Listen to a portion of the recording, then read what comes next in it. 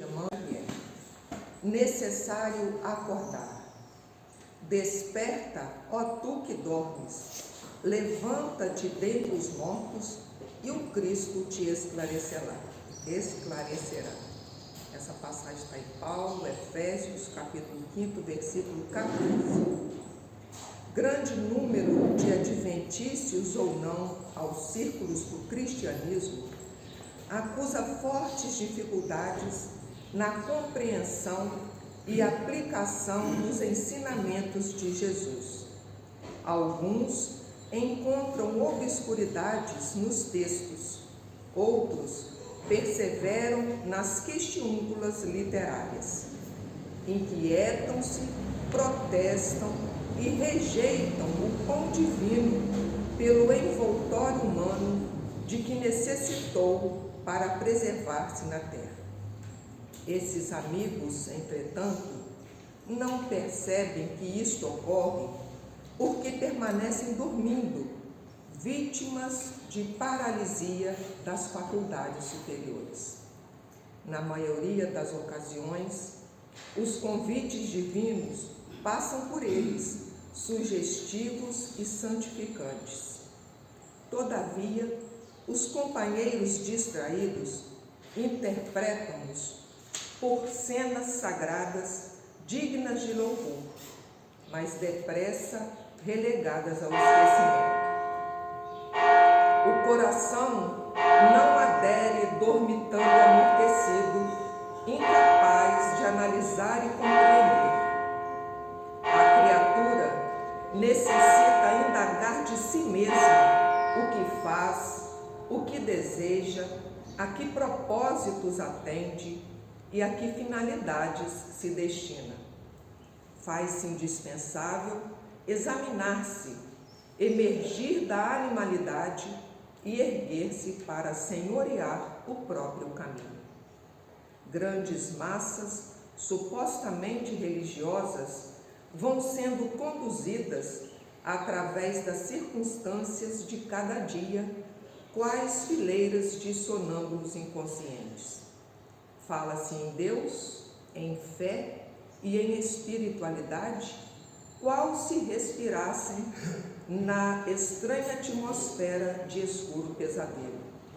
Sacudidas pela corrente incessante do rio da vida, rolam no turbilhão dos acontecimentos, enceguecidas, dormentes e semi-mortas, até que despertem e se levantem através do esforço pessoal, a fim de que o Cristo as esclareça.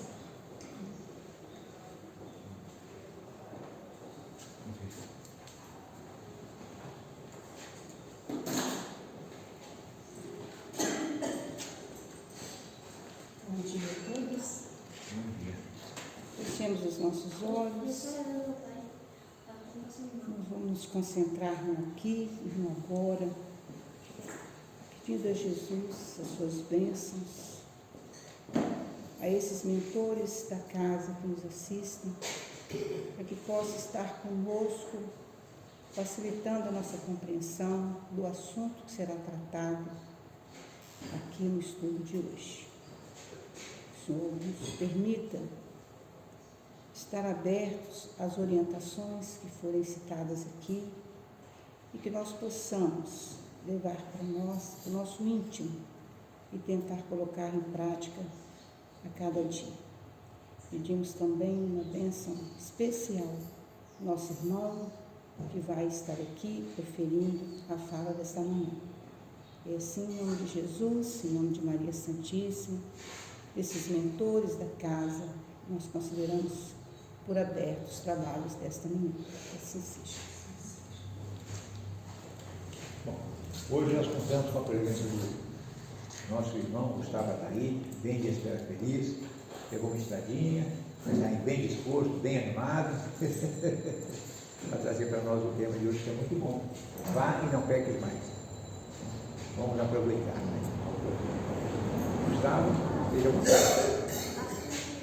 Jesus, né? Nosso irmão maior, espiritualidade amiga, nos oriente e nos guia na manhã de hoje. Muito obrigado pela comida, bom dia a todos.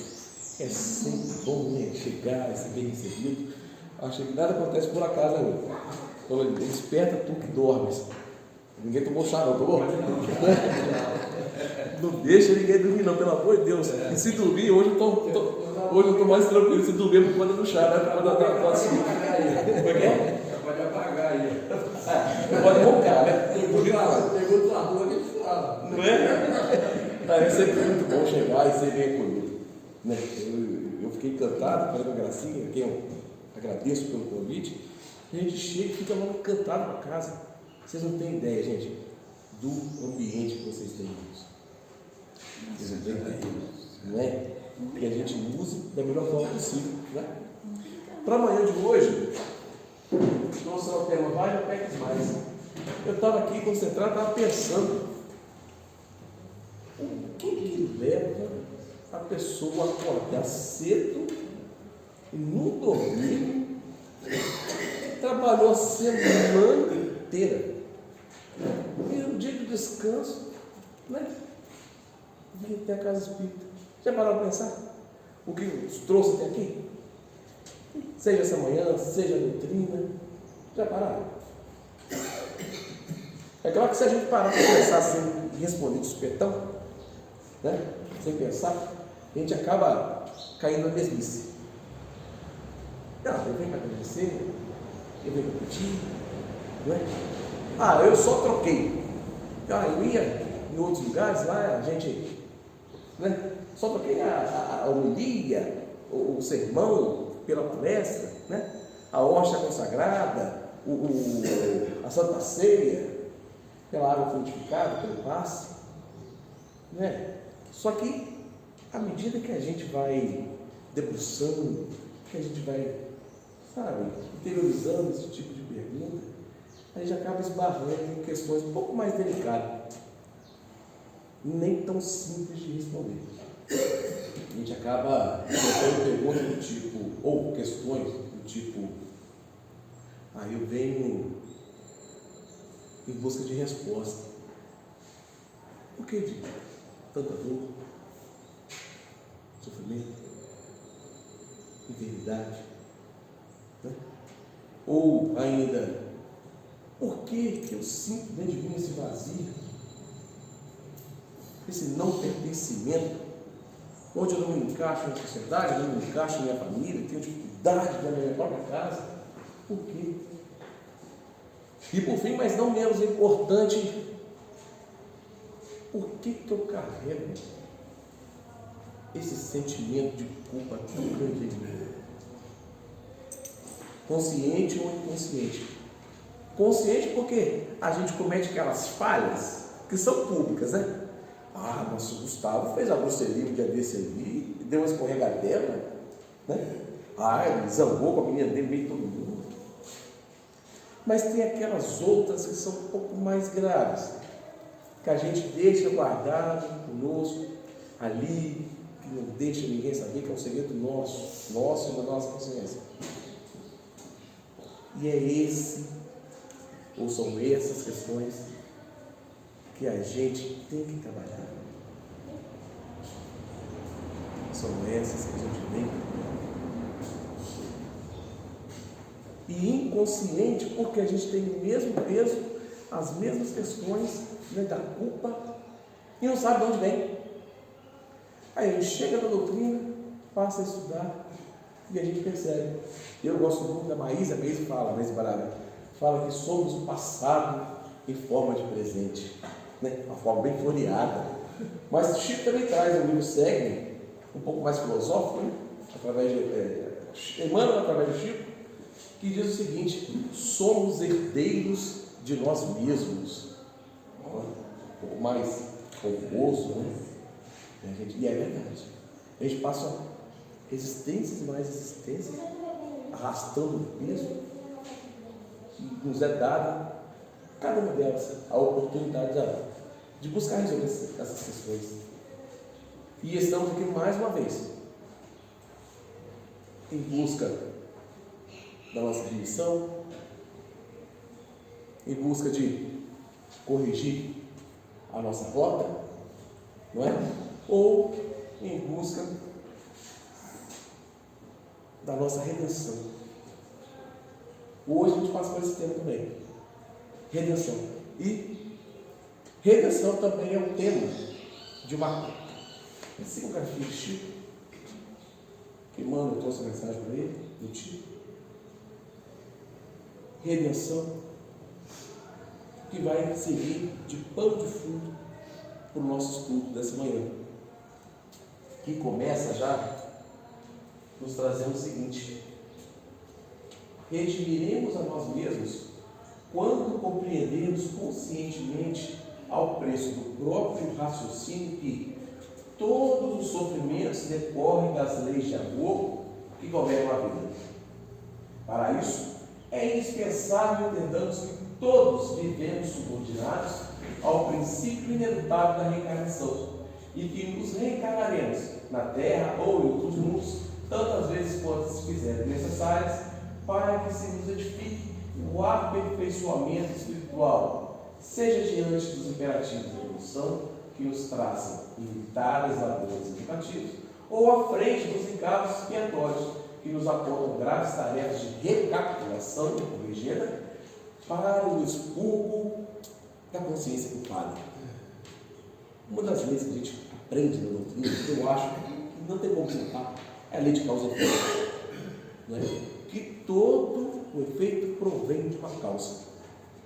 Sendo a consciência culpada o efeito, qual seria então a sua causa? Nossas falhas, nossa teimosia, que a gente sabe que já deu errado aquilo ali, e a gente insiste em passar no meio caminho. A gente não aprende jeito.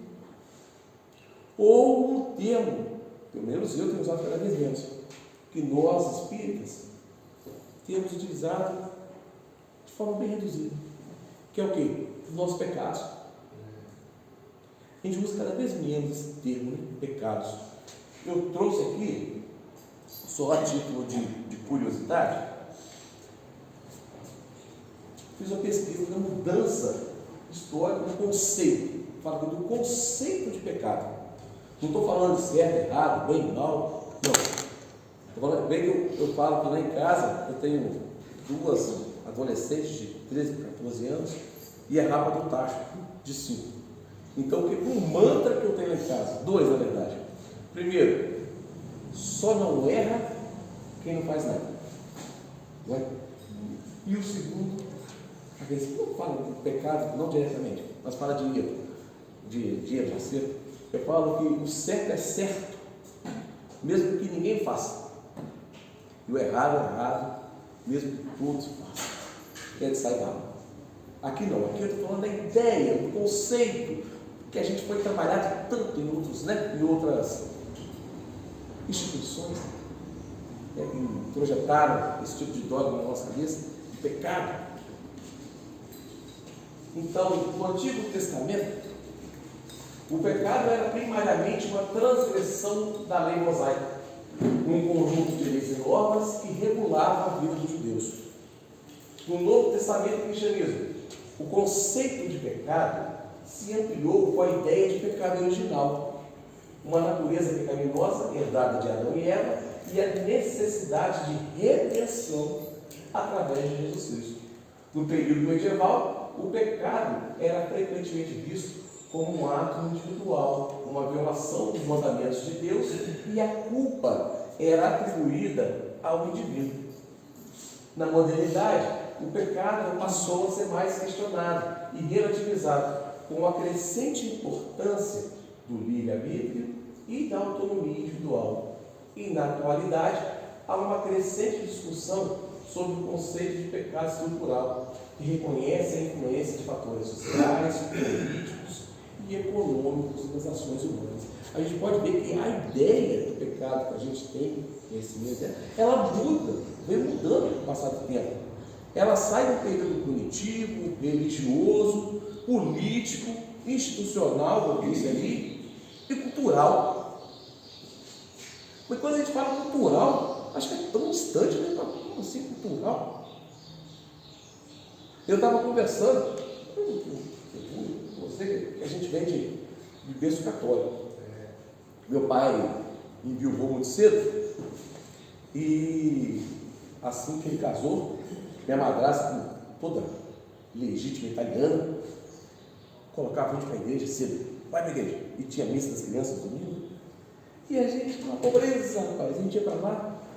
Graças a Deus, muita coisa a gente aprendeu com a Senhora do Sagrado Coração de Jesus. Mas só que ela tinha uma metodologia muito interessante. Elas diziam sempre que era como se fossem gêmeos siameses, o pecado e o castigo. Qualquer coisinha, menino, faz isso não, menino, isso é pecado, Deus vai te castigar. Ó, tá vendo isso aí que está acontecendo com você? É castigo. É Deus te castigando que você fez aquilo tudo errado. Não é verdade? Agora eu faço uma pergunta para vocês. Quantos de vocês aqui ouviram, quando mais jovens, quando faz tanto tempo, esse mesmo tipo de trabalho, dizer a questão do castigo, do pecado? Levanta a mão, por favor. Agora, quantos de vocês continuam utilizando isso aí com filho, com neto, até hoje? Quantos usam? Pode levantar a mão, quantos usam? Deus não castiga ninguém. O pessoal fala, tomara que Deus castiga. Deus não castiga. Não castiga. Mas a gente vive isso a vida inteira. E graças a Deus, o que a gente tem feito? Não tem feito isso mais. Tem abandonado esse tipo de... Como é que fala? Esse tipo de metodologia. Que eles criam uma ideia totalmente deturpada de Deus que a gente tem. Eu falo sempre isso, no caso. A gente que é falível, corrigimos os nossos filhos, não punindo. Aí vem Deus e pune, mas totalmente fora da realidade. Então isso aí é para a gente perceber que as coisas vão modificando com o passar do tempo.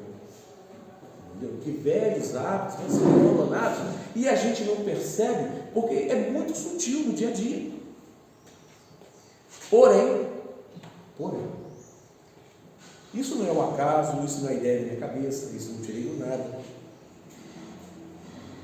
Kardec já dizia isso em Gênesis, no capítulo 1, logo no princípio, no livro já disse, e deste ponto de vista, todas as ciências que nos fazem conhecer os mistérios da natureza são revelações. E pode dizer-se que há para a humanidade uma revelação incessante. Ou seja, à medida que a gente vai crescendo, à medida que a gente vai amadurecendo, as coisas vão mudando. Vou falar a verdade para vocês, só uma palavra ali que me traz um pouco de desconforto. Quando fala que é incessante. Eu falo assim, o que mais a gente vai conseguir ter de mudança? Se for fazer uma comparação com tecnologia, então nem se fala. Eu, 45 anos eu passo esse ano, sou do tempo da televisão, um chuchozinho assim, desse tamanhozinho, preto e branco, e para a gente dar uma de chavada naquilo ali, a gente colocava uma tela de plástico toda torcida, colorida para dentro. Não era assim? Meu Deus do céu! E hoje, olha só, eu lembro quando a gente foi comprar a primeira televisão a cores, foi aqui em Itaperuna. Meu pai era caminhoneiro, aí colocou todo mundo aqui, foi um evento, né? Colocou todo mundo aqui, eu, minha madrasta, minha irmã, e a gente foi buscar. E na hora de ir embora, não cabia todo mundo. Tinha que ir em pé, dentro da cabine. Gente, eu dei de cabeçada lá no vidro. Era um 11 e 13 daquele tipo. Gente, acho que a gente fica meio pilolado, não pode tanta cabeçada quando eu vidro. Essas são as mudanças. Isso vem acontecendo, isso vai acontecer. A gente vai ver o Piquitinho ali, vai ver ainda mais coisas. As minhas meninas vão ver meus netos. E isso não para. Continua dizendo o seguinte: todas as revelações foram faróis que iluminaram a humanidade no seu tempo. Cada uma originou um impulso de transcendência proporcional à capacidade de recepção desse impulso, conforme a posição evolutiva do homem. O que quer dizer? são abertos novos arquivos de acordo com a capacidade nossa de absorver. O que adianta quando a gente falar, né, de ciência aplicada, o Benedictinho aí? Ele vai compreender que ele vai falar em português, mas ele não vai ter base nenhuma para elaborar um conceito assim ali. Então, para que vai lançar um monte de informação, né, para a gente, se a gente não vai entender? Coisa simples, como o amor ao próximo, está sendo trabalhada há 2000 anos e a gente ainda não consegue. Então, para que coisa mais elaborada? Assim, a curto prazo. Vão paulativamente liberando, pouco a pouco, não é?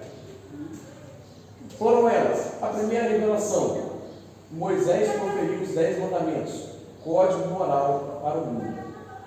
A gente às vezes fica só apegado aos 10 mandamentos, né? A travessia do mar, ou a gente viu no filme, uma coisa maravilhosa. Gente, mas não faz isso. Olha a trabalheira que deve ter sido guiar aquele povo todo. Primeiro que não tinha a ideia de união, de Estado, como a gente tem hoje. Não, ali eram tribos separadas, cada um, né, com a sua deidade própria, cada um com o seu Deus familiar, cada um com as suas rotinas, seu modo grande. Né? E Moisés teve que juntar aquele povo todinho e guiar. O que ele teve que fazer?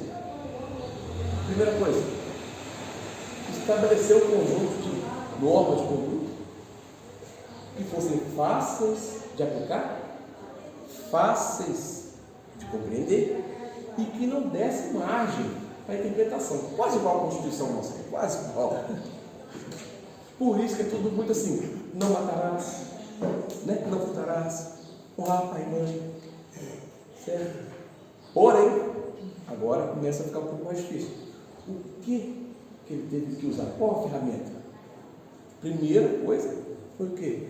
Derrubar a ideia politeísta de vários deuses e criar a de Deus único. Mesmo que para isso fosse que um Deus severo, um Deus completamente parcial, porque tinha o povo escolhido dele, olha só, né? Um Deus severo, um Deus a ser temido. A gente usa esse conceito até hoje, Deus a ser temido. Porém, uma nova roupagem, né? Está mais para um Deus a ser respeitado, adorado, mas até hoje ainda tem resíduo disso ainda. Não é? Na segunda revelação, Jesus Cristo vivenciou o amor, sendo a síntese da lei de Deus vivo. Vamos lá. Aquelas leis que já eram bem simples, ele reduziu apenas duas, que são amar a Deus sobre todas as coisas e a teu próximo como a ti mesmo. Vamos deixar Deus lá no cadinho só. Ama teu próximo como a ti mesmo. O que quer dizer? Faça ao seu semelhante o mesmo que você gostaria que ele fizesse, ou não faça ao seu semelhante aquilo que você não gostaria que ele fizesse. Simples. Cada um passa a agir de acordo com a sua consciência. O que diz a questão 621 do Livro dos Espíritos? Onde estão gravadas as leis divinas? Agora, volta Deus. Amar a Deus sobre todas as coisas. Todo o trabalho de Jesus no Evangelho é derrubar essa ideia de um Deus temido. Sai a imagem do Deus temido e entra a imagem do Deus a ser amado. Um Deus que é Pai, né? Um Deus que conhece cada filho, sabe das suas dificuldades e quer todos o quê? Debaixo do mesmo teto. Olha a parábola do filho pródigo. Não é isso? Tudo que Jesus fala de Deus é no superlativo. Deus é bom? Não. Deus é infinitamente bom. Deus é caridoso? Não. Ele é infinitamente caridoso. Deus é justo e perfeito? Não, ele é infinitamente justo e perfeito. Olha só o trabalho que ele teve, grandioso. Na terceira revelação, o Espiritismo desenvolveu as leis divinas de forma a evitar equívocos, sobretudo nos pontos morais.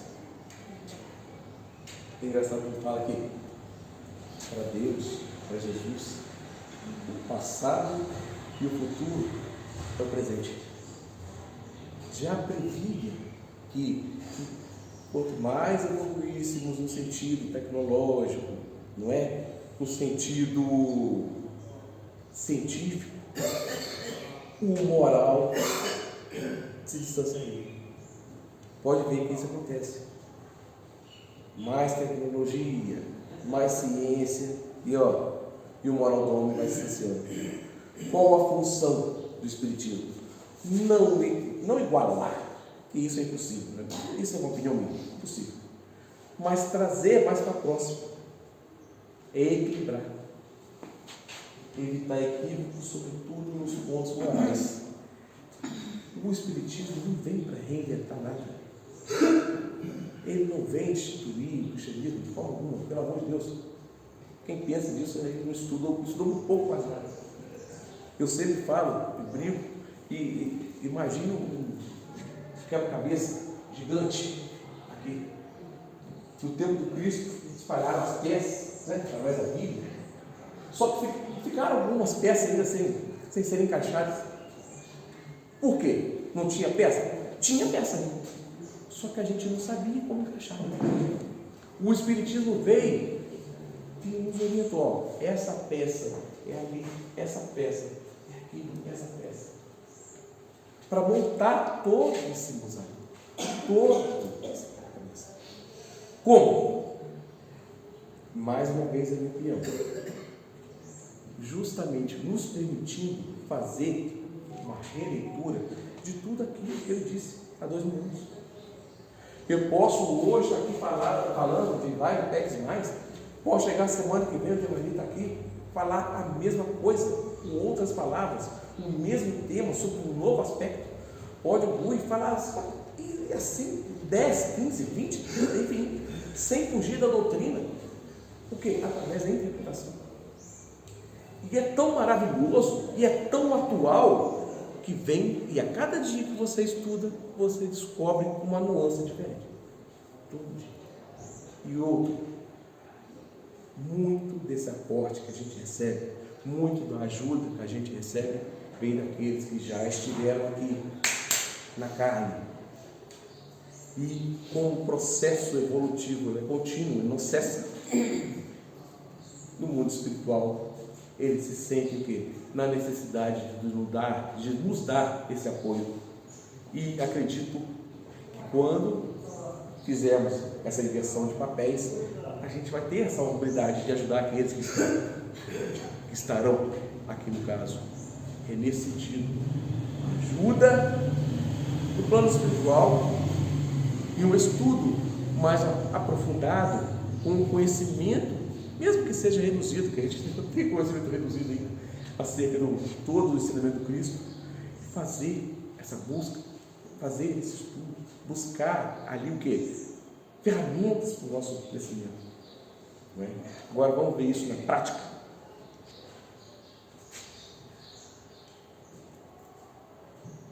Eu separei aqui as 2 ocasiões onde o Cristo utilizou esse termo, vá e não peques mais.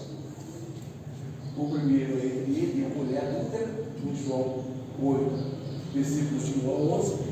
Todo mundo conhece, mas eu vou sintetizar.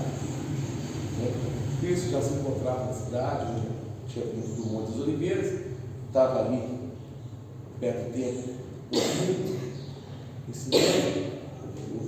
ensinando aos seus seguidores, quando os fariseus e os escribas trazem aquela mulher que tinha sido flagrada em adultério, querendo armar um arapuco para ele. Trouxeram só o seu mestre. Essa mulher foi pega em adultério, e de acordo com as leis mosaicas, ela deveria ser apedrejada aqui. E o que o Senhor nos diz? O que vão fazer? Você vai, né, inocentar, você vai culpar. Jesus sabia que tinha uma pegadinha ali. Independente da resposta que ele desse, que seria pego. Se ele inocenta, está infringindo as leis. Se ele a culpa, mas você não pregava o amor? Então como que você condena as mulheres? E ele estava agachado, fazendo qualquer rabiço no chão. Ele olha e fala, simples. Quem dentre vós não tiver cometido nenhum tipo de pecado, de erro, de falha, atire a primeira pedra. E voltou para o chão. De volta, contava em uma das suas palestras que na hora que ele voltou a buscar no chão dele, agora ele começou a escrever, sabe, as qualidades de alguns que estavam ali. Aquele lá não paga ninguém. E aquele ali, aquele gosta de fundar o pé, né? Brincando, claro. E cada um foi se aproximando pela curiosidade, vendo o que estava escrito ali, foi jogando sua pedrinha de lado, foi embora. Jesus então levantou e perguntou para a mulher: mulher, então, cadê aqueles que, né, julgavam, te condenaram? O Senhor foi puto. Aí então eu não te condenarei. Agora vai e pensa nisso. Olha os detalhes. Ele também não te condenaria. Ele a inocentou? Ele sabia que ela tinha parcela de culpa dela, mas ali era demais. Segundo, se existe a figura da mulher adúltera, faltou a figura de quem? Do homem adúltero. Por que ele não estava aí sendo julgado? Ele via que aquela lei era um pouco maquita, era falha, não é?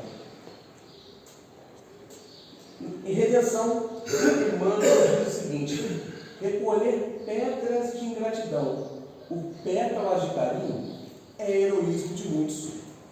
Multidões respiram nesse campo estranho de padecimentos morais, preferindo acomodar-se à hipnose da queixa. O que ele quer dizer? Que a gente adora ficar naquela posição da mulher a ser apedrejada, né? Como eu sou julgado pela minha postura. Todo mundo me condena. Na verdade, a gente adora essa situação. Porque o nosso inconsciente deixa ele já armado para gente, sabe por quê? Para uma revanche. Você está me julgando? Mas quem é você para me julgar? Você fala isso, esses dias, você faz aquilo outro, muito pior, e vê que seja assim, porque aquilo não tem santo. Se estamos nesse plano de provas e expiações, é porque a gente tem isso, né? Então a gente gosta dessas coisas. Mas na verdade mesmo, a gente já ultrapassou. Hoje, a gente prefere, sabe o quê? Andar já com pedras em mãos, armados, doido para ter a oportunidade de apedrejar alguém. Mas há uma diferença. Se naquela época éramos cruéis, fazíamos isso em passacuda, né? Até a morte. Hoje somos covardes. Por quê? A gente se esconde, olha só, a gente se esconde atrás da tela do celular, atrás do perfil, né? Atrás de uma página. E a gente lança pedra de quê? De injúria, calúnia, difamação, fofoca. Mas Gustavo, você está exagerando. Quando que uma fofoca mata uma pessoa? Pode não matar fisicamente, mas mata moralmente. Um dia eu estava conversando com um pastor, amigo meu, feliz, sobre essa questão. E ele falou assim: imagina uma empresa, vários funcionários, opiniões diferentes. E sempre tem um que segue mais as regras. Sempre tem. Aquele é visto como o quê? Caxias. Ah, esse aqui é puxa-saco do patrão. Não, esse segue a regra. Agora imagina um só, que é invejoso, que forma ali um grupinho, 2, 3, 4, que mais ou menos compactua com ele para difamar aquele. Inventa uma mentira. E você quer ver o trem alastrado?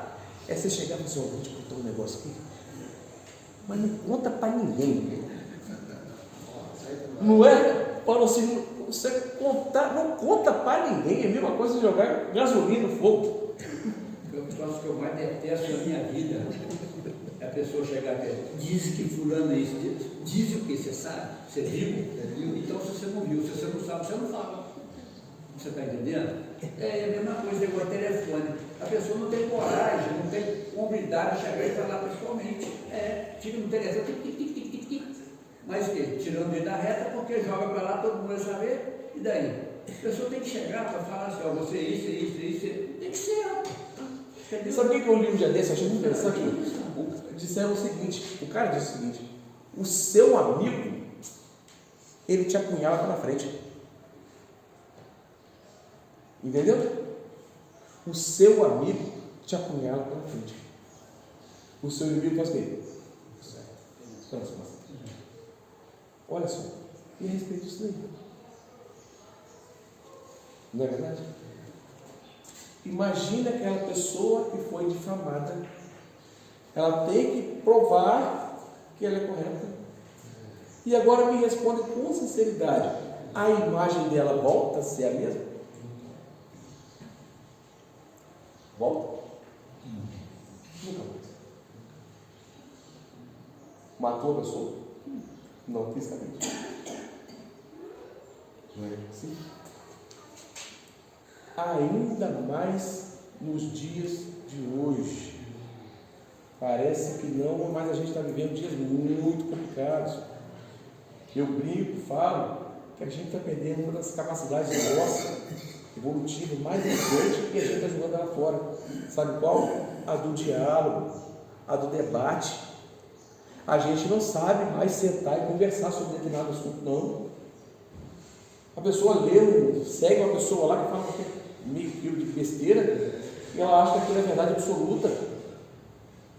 Por isso que existe essa disparidade tão grande, sabe? Esse extremismo. A gente não sabe. Eu sou flamenguista, graças a Deus, há muito tempo. Desde que nasci, acho que é antes, um bocadinho. Eu falo a verdade com vocês. Eu morro de medo de ter que ir à casa de algum amigo para assistir futebol do time adversário. Eu não sei qual a postura dele. Eu não sei qual a minha postura. Então, quando a gente entra então, no campo da política, é para acabar com qualquer festa. Por quê? Por quê? Eu sou do tempo que a gente chegava, conversava, tinha discussões acaloradas, sem briga, mas a gente conversava. Eu lembro muito, não sei se vocês já viram aquela figurinha antiga, antes da internet, que tinham 2 camaradas discutindo sobre qual estava certo. Tinham 6 para mim e o 9 para você. Qual que é o certo? Ah, é o 6. Não, é o 9, é o 6, é o 9, é o 6, é o 9, é o 6, é o 9. E fica aí naquela briga eterna, até que um se deslocasse. Não, você está certo, é 9. Então, agora vem cá. Olha o meu ponto de vista. Ah, é 6. E a gente está jogando isso fora.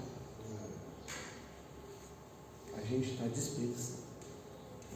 Agora eu pergunto: qual tem sido a nossa postura como espírito? A gente tem alimentado esse tipo de postura, esse tipo de situação? Ou a gente tem trabalhado não apenas em nós mesmos, nossos filhos, nossos netos, nossos colegas de trabalho? Como tem sido? Né? A outra situação: Jesus e o paralítico no tanque de Betesda, em João 5, versículo 14. Essa passagem também é bem interessante. Jesus, voltando do Monte das Oliveiras, passou pela cidade, era um sábado. Agora vê esse detalhe, era um sábado. E havia esse tanque que era muito famoso. Eles diziam que as suas águas tinham propriedades curativas. Que quando as águas agitavam, eram os anjos que entravam ali, quem chegasse primeiro era curado. Então tinha coxo, paralítico, cego, tinha de toda sorte. Só que como o sábado estava vazio, só tinha um homem lá no campo. Cristo estranhou aquilo lá. E descobriu que o homem estava naquela condição há 38 anos. Foi de encontro que aquele homem perguntou para ele: você quer ser curado? O que o homem respondeu? Ah, Senhor, ninguém nunca me ajudou a chegar até o poço. E quando eu tento chegar sozinho, sempre chega alguém na minha frente. Cristo vai falar com ele: levanta, junte seu leito e anda. Foi seguido, curado. Era sábado. Os homens do templo viram aquele homem carregando o seu leito e perguntaram: o que você está fazendo carregando esse leito? Hoje é sábado, você não pode fazer esforço nenhum. Esqueceram que o homem era 38 anos, né, já? Hoje é sábado, que está carregando o seu leito? Aquele que me curou mandou eu me levantar, me curou e me mandou pegar meu leito e ir embora. Cadê ele? Eu não tinha perdido Jesus de vista. Mais tarde ele encontra com Jesus de novo. No templo. Ele se aproxima de Cristo e Cristo fala para ele: agora está curado, vá e não peques mais, para que não te aconteça ainda pior. Ele foi, mostrou, foi o Cristo que curou. E os homens abordaram Cristo. Se você mandou aquele homem pegar ali o leito dele e andar, mas hoje é sábado. Jesus respondeu: meu Pai trabalha até hoje. E eu também trabalho. Aquilo ali foi uma fagulha para o decorrer da história. Porque Cristo, na visão dele, se titulava como Filho de Deus e não respeitava as leis. Olha só. Em redenção, Emmanuel nos diz o seguinte: quase sempre exigimos o máximo dos outros na construção da nossa felicidade, sem darmos de nós o mínimo na preservação da própria segurança. Entretanto, em apoio de nosso burilamento, urge sustentar atividades e encargos de sacrifício. Alguém aqui conhece esse tipo de pessoa? Aquela que, você vai na casa espírita hoje? Ai, leva meu irmão para mim. Você vai na reunião mediúnica? Ai, coloca meu irmão para você. Tem reunião hoje? Tem. Traz um pouco de água fortificada para mim. Aí você chega: mas vamos lá, vem participar. A pessoa chega Mia. Vamos lá. Não, eu estou aqui. Não é assim? Quem não conhece? O nome disso aí é negligência espiritual. A gente quer terceirizar a nossa cura, a nossa salvação, a nossa evolução para outro. É a turma das 6 horas. 6 horas, eles falam. Conhece essa? Não? Vocês vão na casa espírita? Nós vamos. 6 horas para mim? É a turma das 6 horas. 6 horas para mim? O camarada perguntou para mim uma vez, eu frequentava um lugar, ele perguntou assim: qual o melhor médico que tem lá? Perguntou para mim.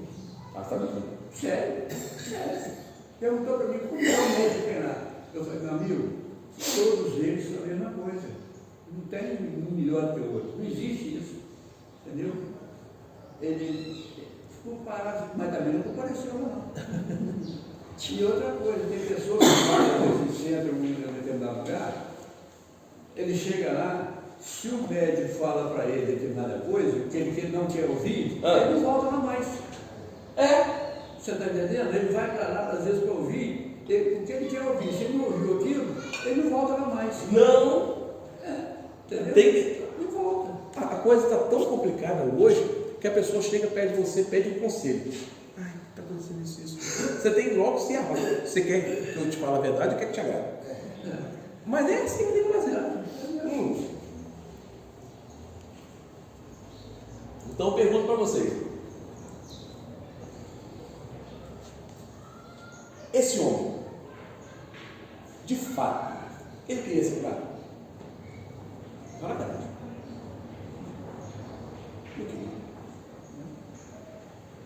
Se o poço tivesse aqui, o poço 1, e eu morasse lá em Espera Feliz, eu vinha rastejando de ré para dar de novo esse poço. E ele não, ele queria que alguém levasse até lá. Ele não queria. Se fosse eu, ficava na beira do poço ali. Na hora que dava mais ou menos a meia mexida assim, você repara, blum, cai lá dentro. Você arranja qualquer um. Mas não. Olha a postura. Olha o coitadismo. Ele acostumou. Coitado de mim. Eu sou uma pobre já. Preciso tanto da ajuda de vocês. Olha só, ele não queria ser curado. Ele estava acostumado, ele passou uma vida inteira daquele jeito. Detalhe na palavra que o Cristo disse: meu Pai trabalha até hoje. Então ele trabalha. Por que eu estou falando isso? Sabe por que a pessoa, na maioria das vezes, não quer abandonar esse tipo de postura? Por conta de uma palavra. Uma única palavra que causa até arrepio na pessoa. Renúncia. Todo mundo quer mudança, mas não quer abrir mão de nada. Ninguém quer.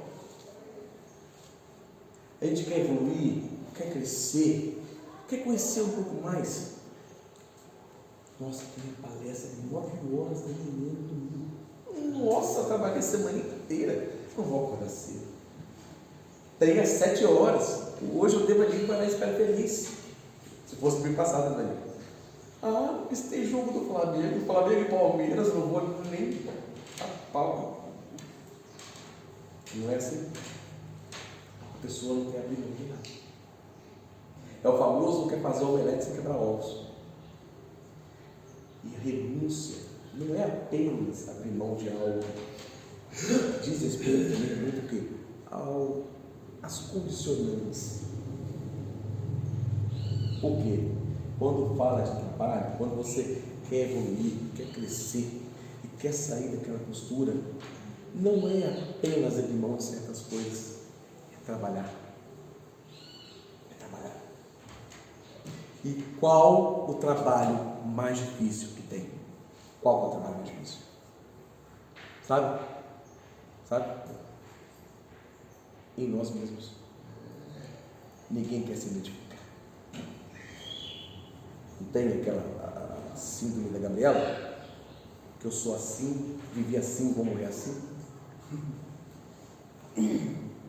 Isso aí também, essa imagem, esse paralítico nos mostra a nossa imaturidade espiritual, porque inconscientemente ele queria ficar curado, mas ainda não tinha aquela bagagem, aquela visão de buscar Jesus no amor, com aquele desprendimento.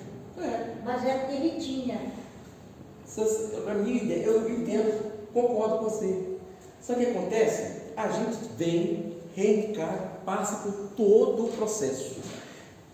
Chegamos aqui, né, em tese, com toda a ideia já pré-formada. O que a gente precisa fazer? Mas o que acontece? A gente opta pelo quê? Pela facilidade. Engraçado, você tocando no assunto, porque eu estava, meu Deus do céu, não estou falando mentira não. Estava aqui, a gente desce uma serrinha aqui, desce, antes de chegar. Tínhamos 2 camaradas descendo. de bicicleta. Em contrapartida, estavam 2 subindo. Qual que é mais fácil? Não é mais fácil a gente ceder essa facilidade? Não é? O certo era o quê? Ele pedalar no assim. Qual que ele optou? Seguir a gravidade. E eu vim pensando nisso. Você acredita? Nada por acaso. A gente não quer trabalhar. E há parte da espiritualidade um respeito tão grande nessa vontade que vem de nós. Há um respeito tão grande nessa nossa maturidade espiritual. Por quê? É aí que gera confusão. A maioria das pessoas acha que quando elas optam, por seguir esse caminho, que vai ter facilidade. Estou seguindo a Cristo. Acabaram-se as mazelas. Acabaram-se as dificuldades. Não. Vão acontecer do mesmo jeito. Só que a gente vai ter uma postura diferente. A pessoa passa a seguir, passa a trabalhar, mas aí a primeira dificuldade ela já estremece. Você está entendendo por quê? Do respeito. É porque se não for por amor, gente, se não for por muita vontade, a gente não vai. Não é? Se não tiver amor pela doutrina, se não tiver amor pelo próximo, amor pelo servir, isso faz tanta diferença.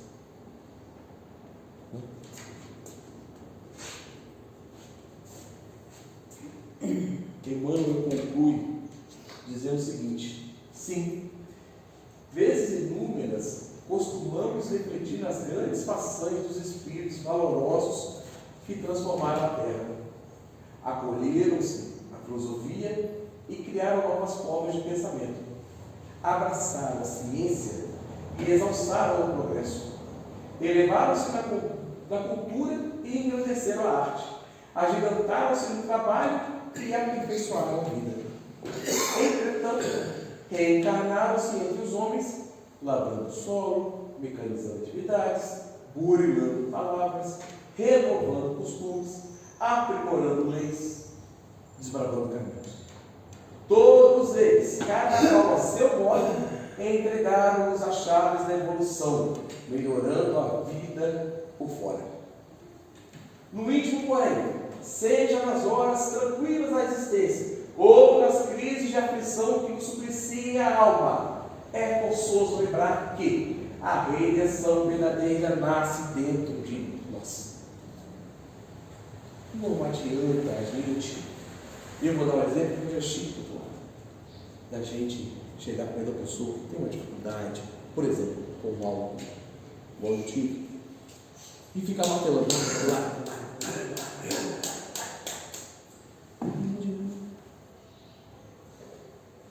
Tem que partir dela. Eu não fui à porta, longe disso. Vai mostrar o que ela tinha 5 também. Chegou o dia de tomar 18 latão. Eu já estava servindo de um copo para alguém, porque eu não estava vendo. Até que um dia eu cheguei com a minha esposa, ela falou assim: sabe, vamos passar aqui no setor de bebidas? Eu falei assim: de hoje, gente. Não, é mentira. Por o que eu quero, isso não combina mais. Vamos levar só um vinhozinho, então, no casamento. Não é mais. Como você falou, Danilo? O Senhor nada mais me faltará? Isso não faz mais falta. O Senhor é meu pastor e nada me fará falta. Não é isso? Aqui não me fará mais falta. A gente se preenche de outras coisas. Olha só. Mas tem o que? Partir de dentro. Não é? Nós temos que escolher a fuga, né? Nós temos que escolher a nossa fuga. Fugir da situação. E aí Se fosse fácil, gente, não precisava de tantas encarnações, não. Né? A gente já vinha, já pulava, opa, tchau, gente, estou seguindo. Não, é difícil. E a gente sempre tropeça nas mesmas pedras. E eu vou falar para vocês, a verdade, do fundo do meu coração. Eu achava que seríamos mais difíceis. Aptos a abandonar. Foi mais fácil. Foi mais difícil. São alguns hábitos morais que a gente tem. Achar que eu dou razão. Achar que está certo sempre. Não vou dar spoiler, não, senão vou ter uma visão muito errada de mim. É mais ou menos isso, nessa linha, que Kardec vem através do livro Céu e Inferno, no capítulo Código Penal da Vida Futura, no parágrafo 7. O espírito sofre pelo próprio mal que fez, de maneira que sua atenção, estando incessantemente concentrada nas consequências desse mal, ele compreenda melhor seus inconvenientes e seja motivado a corrigir-se. Ele cai em si. Ele cai em si. O arrependimento, expiação e reparação. Gente, quem nunca se equivocou, quem nunca cometeu um deslize com alguém, quem é a coisa mais natural. A pessoa pode ter chegado até nós num dia difícil. E sabe onde isso acontece muito bem assim? Dentro de casa. Você passou o dia inteiro sendo apurrinhado pelo chefe, chega em casa assim, transbordando amor que não é, né? Ah, coitado. Chega, seu filhinho, sua filhinha ali, pequitinho, quer fazer um agrado. O que a gente pensa? Poxa, mal botei o pé dentro de casa, a ver se peitei ele mexer. Poxa. Ainda temos muito resíduo daquela crueldade aí. Não é? Aí bate um arrependimento. O que eu fiz? O arrependimento, gente, ele tem que ser sincero. A gente tem que passar a sentir aquele mal que a gente fez. Em seguida, a expiação. Para exemplificar melhor. Já estou estourando no início, ainda mais um minutinho? Eu vou usar aqui de outra passagem bíblica, a do filho pródigo. Olha só como é importante a gente soltar. Eu sempre achei que a expiação do filho pródigo tinha sido naquele momento que ele estava comendo, sabe? Da comida do povo. Sempre achei. Mas não. Ali foi o gatilho. Ali foi o gatilho. Foi ali que ele percebeu. Caramba, o que eu estou fazendo na minha vida? Estou comendo muito pouco. Empregado do meu pai tem vida melhor. Aí eu vou chegar no meu pai e vou falar para ele: pai, pequei diante de Deus e perante a ti. Eu não sou digno mais que me tenha um filho que me aceite pelo menos como, vou abrir um parênteses aqui, como servo. Não. Há uma interpretação errada. Servo, havia uma classificação até entre os escravos. Servo é aqueles que trabalhavam mais próximo da casa, que tinham as galinhas.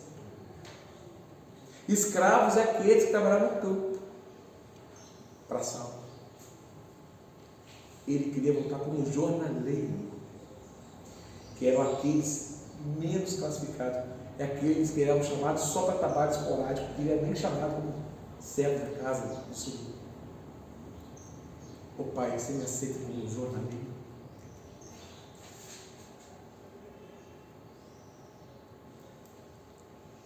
Enquanto ele estava chegando naquela situação, que ele cheio de si, pediu as coisas que não eram dele, ele não tinha construído nada, orgulhoso, ofendeu o pai dele de forma mortal, porque quem conhece um pouco do que ele sabe da postura do pai da sociedade patriarcal, feriu a sua família, porque ao partir e vender aquela terra para uma pessoa estranha, o que ele quis dizer? Que vocês estão muito aquém de mim. E ele foi o quê? Acabou. Olha o morro abaixo. Olha o morro abaixo. Quando chegou lá para o entendimento, chegou o momento de quê?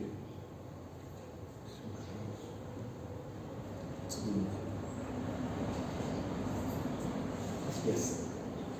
Aí começou a expiação. Por que eu falo isso? Porque expiação é o mental. Caramba, o que eu fiz? Olha só, toda noite daquele dia. Sem falar os perigos, né? Dormir ao relento. Dormir. Um artigo de luxo para quem está com consciência pesada.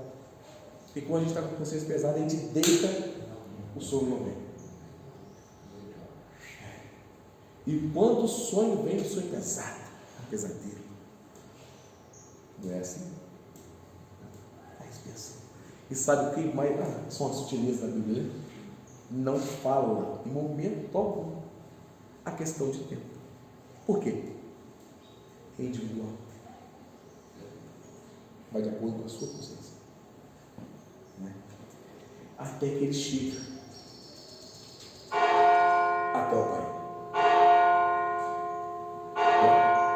E qual é a postura do Pai?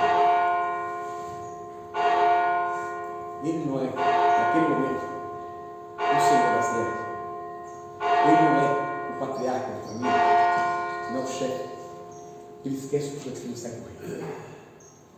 Totalmente impensado. E sai correndo. Ele tinha meu filho que está vindo ali. Olha só. E ele vê de longe o filho dele, maltrapilho, podia estar até nu, e perdeu tudo. Cabeludo, desgrenhado, sujo. Mas ele reconheceu o filho ali. Pergunta ao pai ou à mãe que tem um filho em dificuldade, ou metaforicamente dizendo, sujo, se ele deixa de ser filho dele. Entendeu? Ele sai correndo. Ai, eu não sou digno mais de ser chamado de filho. Deixa eu ser o servo, seu pai. E o que o pai faz? Você é meu filho. Restitui de tudo. Há ainda um detalhe pequeno, que é esse que conta o coração. Ele fala que o pai chega à frente da propriedade e vê de longe o filho chegando. Talvez eu esteja com um pensamento obtuso. Mas vocês acham que foi coincidência aquele pai estar ali naquele momento, justamente na hora que ele estava ali? Por quê? Ele ia lá todo dia. Ele esperava o filho dele.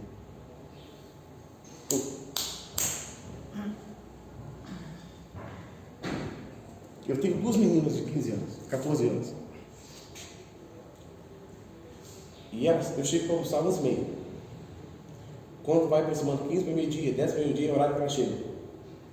Bateu o meio-dia, eu já começo a ficar quieto.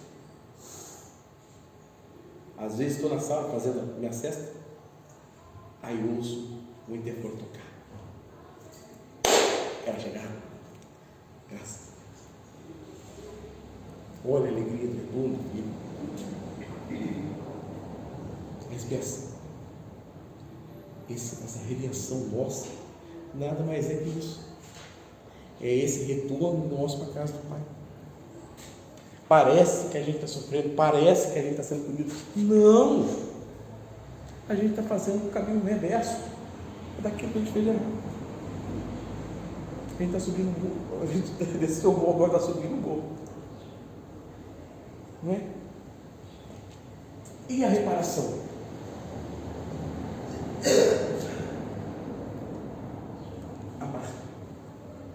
Mas, sobretudo, tendes ardente amor uns para com os outros, porque o amor cobrirá a multidão do pecado. Só isso, você. Só amar. E Emmanuel dizia que a prova maior de simplicidade é o amor. Entretanto, não há nada simples em amar. Conclama a gente amar hoje, porque está tão difícil, está tão perturbado, está todo mundo tão assim, tão espinhoso. Mas vamos amar hoje, gente. Vai chegar o dia que a sua alegria vai ser a minha, a sua preocupação vai ser a minha, a sua dor vai ser minha também. Mas até que esse dia chegue, vamos amar. Vamos abandonar essa postura de culpado, de pecador, sabe? Culpa. Não, isso. Não é? A gente está nesse processo de ser aprendizado. Nós somos só responsáveis pelos nossos atos. Só isso. Equivoquei? Equivoquei. Vou equivocar mais? Diversas vezes. Mudamos aqui a nossa postura de quê? De corrigir. É isso. Reconhece-se o verdadeiro espírita por sua transformação moral e pelos esforços que faz para dominar as más inclinações. Para dominar. Ele não fala para extirpar. Sabe por quê? É impossível numa encarnação só a gente extirpar todas as nossas más inclinações. É impossível. Então vamos dominar as partes. Só dominar. Segura a onda. Quando Cristo diz vá e não peques mais, o que ele quer dizer? Vá e peques menos. Equivoque menos. Trabalhe mais naquilo que é certo, naquilo que é bom, naquilo que é justo. Sabe por quê? Assim sobra menos tempo para fazer o que é errado. A estrada é longa. A estrada é longa. A estrada é longa. Meus amigos, desculpe passar o tempo no caminho. Eu quero agradecer mais uma vez pela atenção. Quero agradecer pela comida generosíssima. E falando em generosidade, caridade, quero agradecer também o carinho e a generosidade de vocês em não terem ido embora.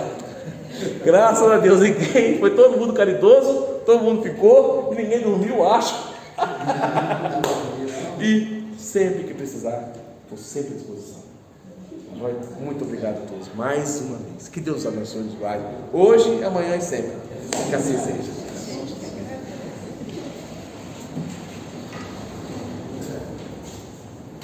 Bom bate-papo, né? Foi. Gente, conversa boa. Conversa de família sempre é boa, né? Agradecer então ao Gustavo, trazer o estudo para nós. Nós que somos gratos pela sua visita, pela sua simpatia, pela essa apresentação. Foi muito boa mesmo. Leva a gente a pensar, sem perceber que está pensando. Né? É só escutando. E vamos ver. Jesus te abençoe.